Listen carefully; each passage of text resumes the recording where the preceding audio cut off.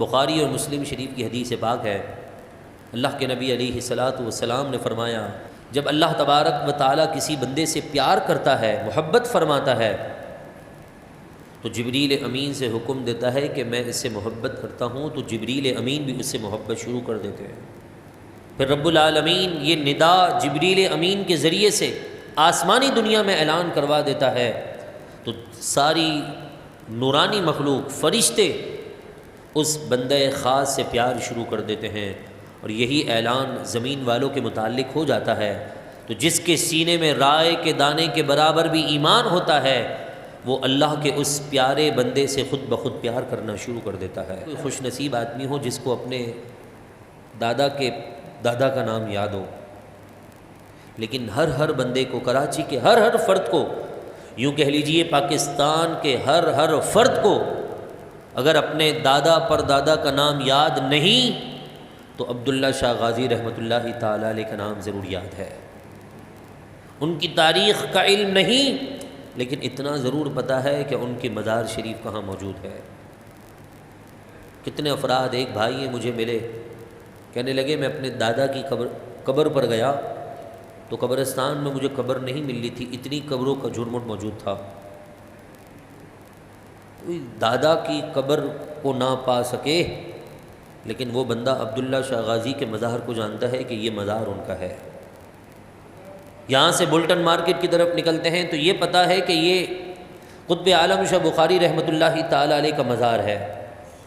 دولہ شاہ سبزواری رحمۃ اللہ تعالی علیہ، خاردار کی طرف جائیں تو وہاں بے شمار اللہ کے مقربین کا مزار ہے۔ صرف اتنا نہیں، کراچی کے اس کونے پر اگر عبداللہ شاہ غازی ہیں تو کیماری کی طرف غائب شاہ بابا موجود ہیں، کہ جنہوں نے اس سارے نظام کو مسلمانوں کے لیے کنٹرول میں کیا ہوا ہے۔ ان کی محبت مسلمانوں کے سینے میں نہ ہوگی تو کس کے سینے میں ہوگی؟ ایک آج کل بہت یوٹیوب پر فیمس جو ہے وہ پلمبر چل رہا ہے، جس کے لوگ انجینئر کہتے ہیں۔ میرے نزدیک اس کی حیثیت پلمبر سے بھی زیادہ، شاید پلمبر بھی اچھا ہوگا کہ وہ دین اور صاحب دین کے بارے میں بک نہیں کرتا، لیکن یہ ایسا پلمبر ہے کہ جسے پانے تو پکڑنے نہیں آتے، مگر قرآن کی غلط آیتیں پڑھ کر، حدیث کے غلط حوالے دے کر مسلمانوں کو صوفی ازم سے دور کرنا چاہتا ہے۔ بات چلی ہے تو میں بات کر دوں کہ اگر کوئی بھی بندہ یہ زبان سے نہیں کہہ سکتا کہ میری عقل میں یہ بات نہیں آتی کہ کوئی بندہ اپنی انگلیوں سے پانی کو جاری کر دے، کسی کی عقل میں بات نہیں آئے گی، لیکن رسول اللہ صلی اللہ علیہ وسلم نے کر کے دکھایا ہے۔ فاروق اعظم نے زمین میں گئے ہوئے تیل کو ٹھوکر مار کر باہر نکال کر دکھایا ہے۔ یہ عقل میں آنے والی باتیں نہیں ہیں۔ خواجہ غریب نواز نے پورے سمندر کو ایک پیالے کے اندر بھر دیا ہے، سمجھ میں آنے والی بات نہیں ہے۔ سیدنا عبد القادر جیلانی کے مزارے، آپ کے آستانے اور آپ کے مدرسے کے اوپر سے اولیاء کی جماعتیں ہوا میں اڑ کر گزرتی تھیں، سمجھ میں آنے والی بات نہیں ہے، لیکن حق ہے۔ سمجھ میں آ جائے تو پھر معجزہ اور کرامت نہیں رہتی نا۔